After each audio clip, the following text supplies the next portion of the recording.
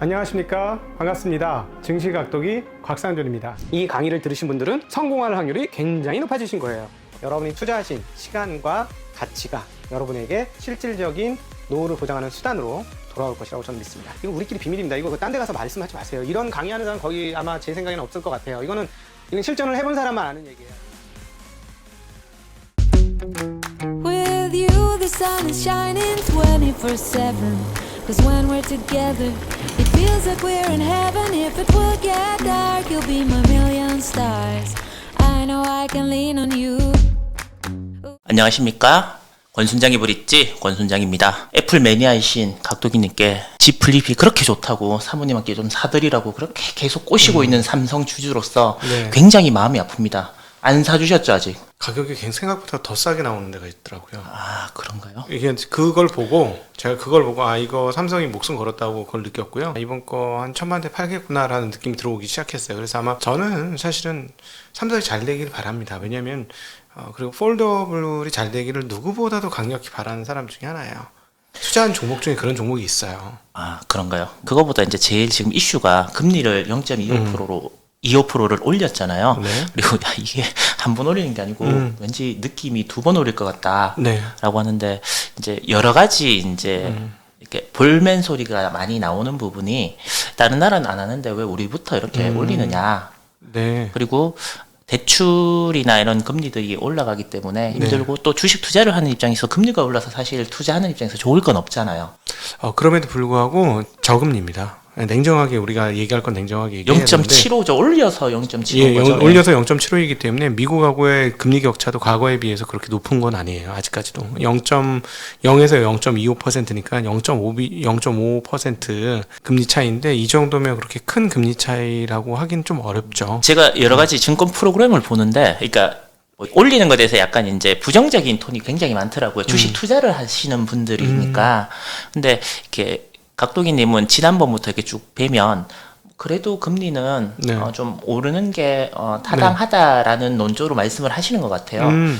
우리 그 주식 투자할 때 보유 편향 빠지면 안 되죠. 나조차고 초과상관 태우면 안 되는 거잖아요. 그래서 현재 금리에서 대출의 증가 속도가 진짜 빠르기 때문에 이거는 조금 문제가 있습니다. 그래서 최근에 20, 30대의 그 신용대출 증가도 제 입장에서는 사실 이렇게 보이는 거거든요. 대출을 많이 받는다고 돈을 빨리 버는 게 주식시장은 절대 아니더라는 거죠.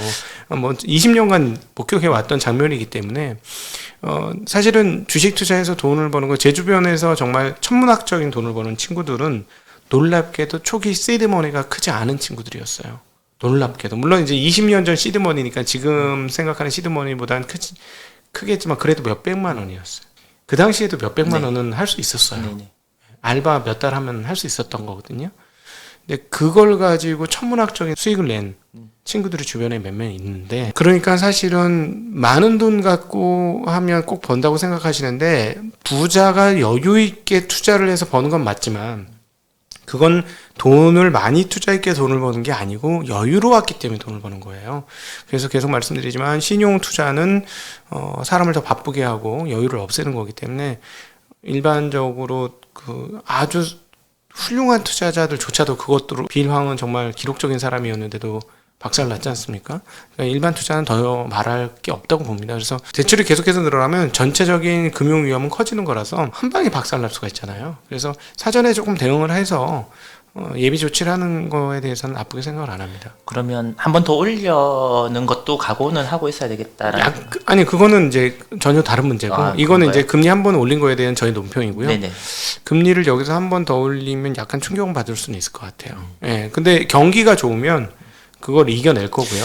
그 경기 좋다는 게 이제 그런 거예요. 이제 수출을 많이 하는 우리나라 수출 지표 정말 빨리 나오잖아요. 네. 매월 1일만 되면 나오고 그러는데, 그 지표를 보면 놀라울 정도로 경기가 좋다라고 하는데, 실제로 주변에 장사를 하시거나 생활을 하시는 분들의 경기를 물어보면, 제가 오늘도 뭐 식당에서 밥을 먹고 왔습니다만은 6년째 저희 동네에서 이제 식당을 하시는데, 힘드셔서 어떻게 해요? 그러니까 벌어놨던 돈 코로나도 다 꺼먹고 다시 벌어야 되는데 안 풀리니까 이거는 답이 없다라는 얘기를 하더라고요. 그래서 이제 주식 시장에서 말하는 경기와 실제 생활에서 느끼는 경기가 너무 이렇게 그렇죠. 체감상 다르니까 사실 와닿지 않는 부분들이 좀 있거든요. 뭐 주식 투자를 해서 돈을 버는 건 좋은데 네. 그렇지 못하신 분들의 입장에서 보면 네. 와 정말 더 답답하고 조급함을 느낄 수밖에 없는 거 아닌가? 제 댓글 중에 그런 댓글을 봤거든요.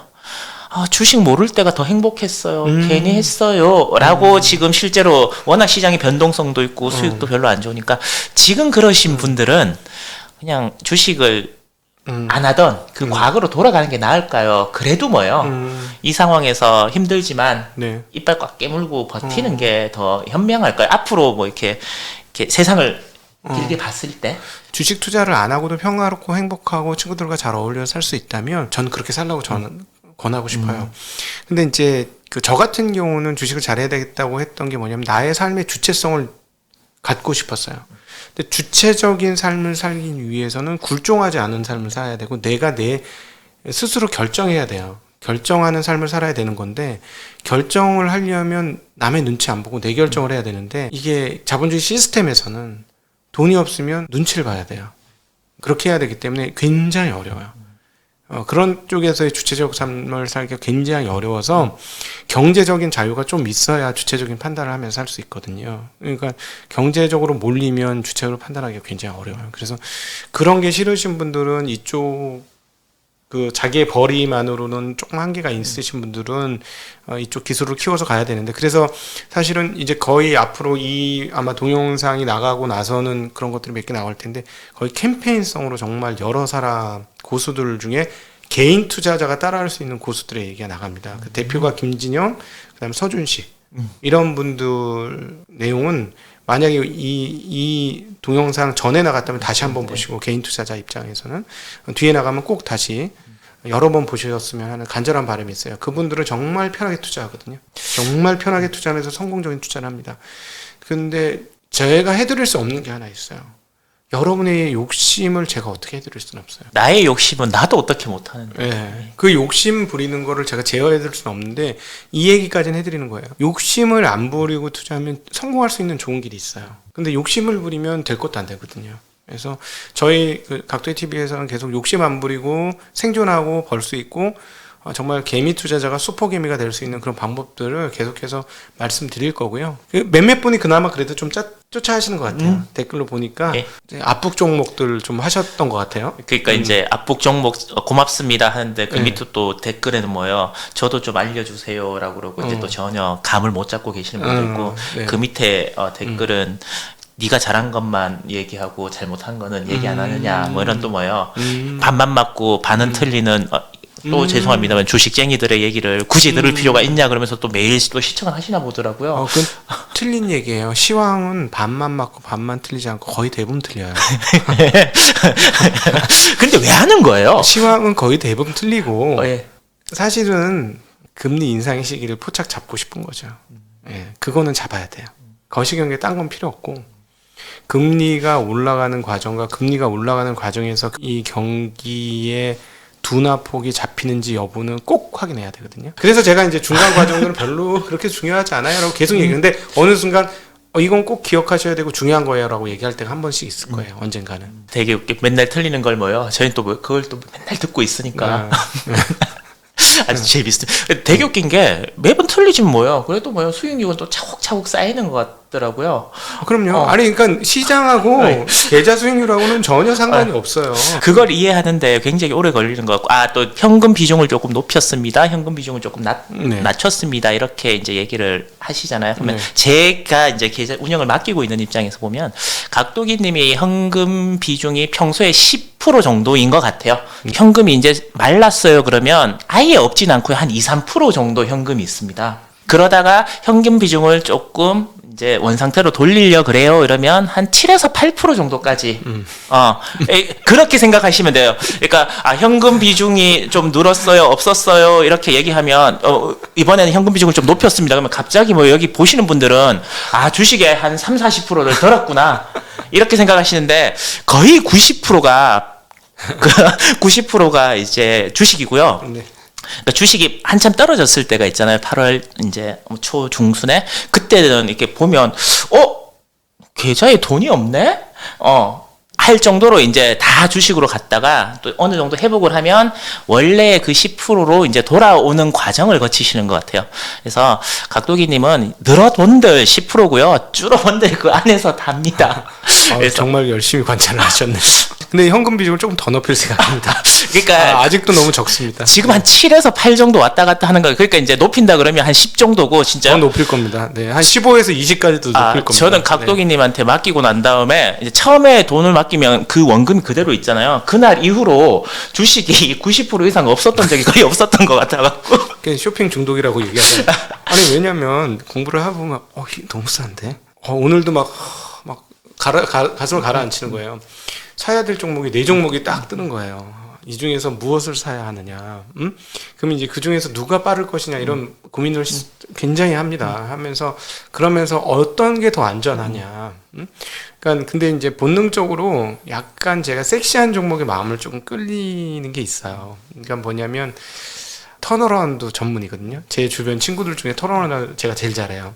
망할 것 같은 회사 사가지고 몇 배씩 수익 나고 막 쭉쭉 올라가고 그런 게 있는데 약간 변태기 지르는 것 같아. 그런 거 보면. 그래서 이런 거 말고 이제 안전한 거 해야지 하는데도 그런 걸 보면 어떻게 되냐면 이거 5%만 사야지 하는데 나중에 눈 떠보면 한 7%, 8% 사 있는 거예요. 네.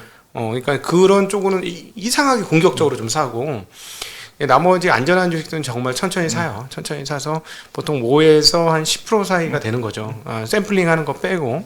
하여튼 현금은 조금 비중이 적다고 생각합니다. 저의 지금 말씀하신 게 이제 현실인데 저는 계속 현금이 좀 적은 것 같고요. 현금을 조금 더 늘려야 되는데 싼 게 나오면 잘 못 참는 성향이 있어서 그런 한계가 좀 있습니다. 제가 왜 이 말씀 드리면 굉장히 많은 분들이 이 현금 비중에 대해서 그러니까 현금을 늘렸다 그러면 도대체 어느 정도 늘렸을까? 그러니까 1,000만 원 있으면 늘려본들 100만 원이고요. 근데 이거는 여러분들이 쫓아라고 말씀드리고 싶진 않고요. 주식 비중을 이 정도까지 가려면 진짜 안전한 종목 해야 돼요. 죽었다 깨나도 이거는 잘 안 떨어지는 종목이 있어요. 그런 거는 갖고 하셔도 되는데 그래서 이제 개중에 이제 현금성 종목이라는 게 약간 그런 톤입니다. 이 90%를 채우게 된 이유 중에 하나는 현금성 종목이 현금과 유사한 현금 등가성 현금 그러니까 그거에 대해서도 궁금한 현금과 유사한 현금성 주식이라 함은 네. 통신주 얼핏 또 은행주 네.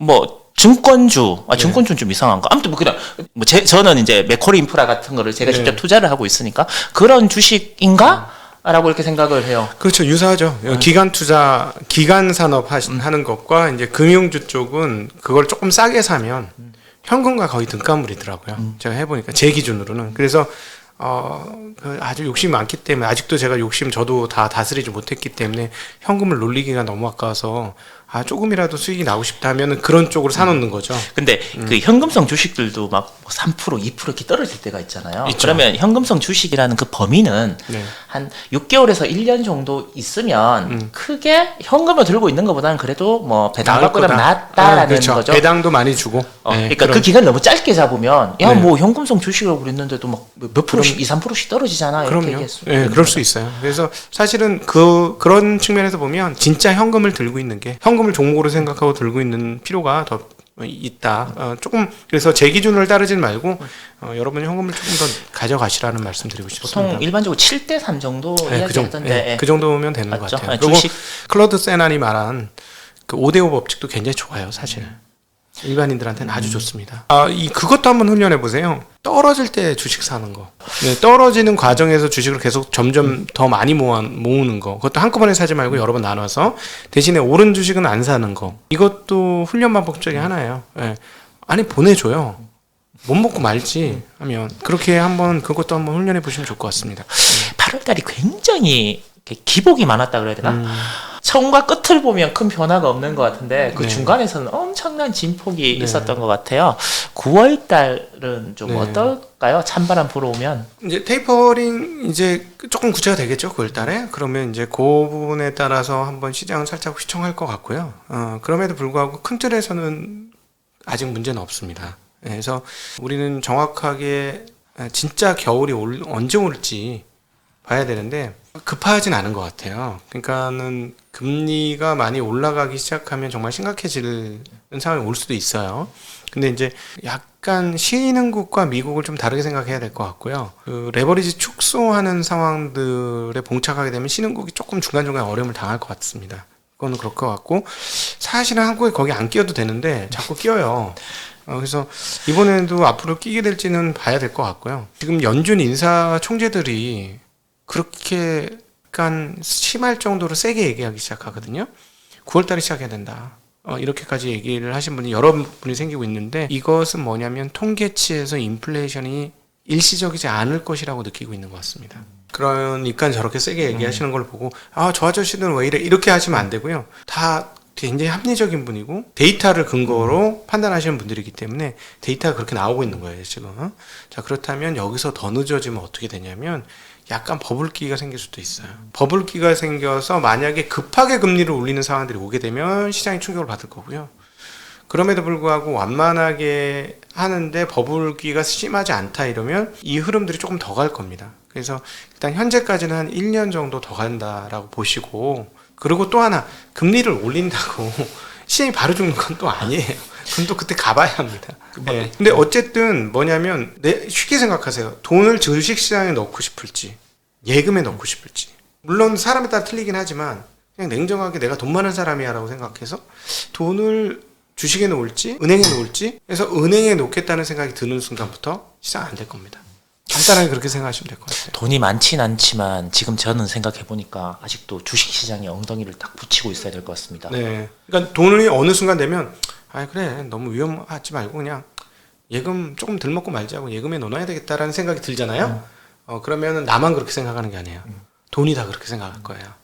그러면 그때는 본격적으로 긴축의 시대가 벌어지면서 시장이 어려워질 겁니다.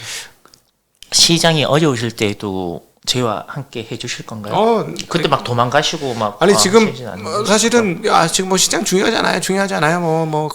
하는 것이 언젠가 중요한 날이 왔을 때 이거는 신경 쓰셔야 되는 세요라고 얘기하기 위한 예비 과정이겠죠. 네. 언제나 시장이 좋든 어렵든 엉덩이 딱 붙이고 저희와 함께 해주실 거라고 믿고요. 저도 그 옆에서 딱 붙어서 여러분의 궁금한 점을 이야기하고, 여러분 댓글에 여러 가지 얘기 써주시면 제가 쭉 읽어보고 또 각도기님께 편안하게 한번 여쭤보고 그렇게 하도록 하겠습니다. 오늘도 좋은 얘기 해주셔서 감사합니다. 네, 고맙습니다. 고맙습니다. 감사합니다. 안녕.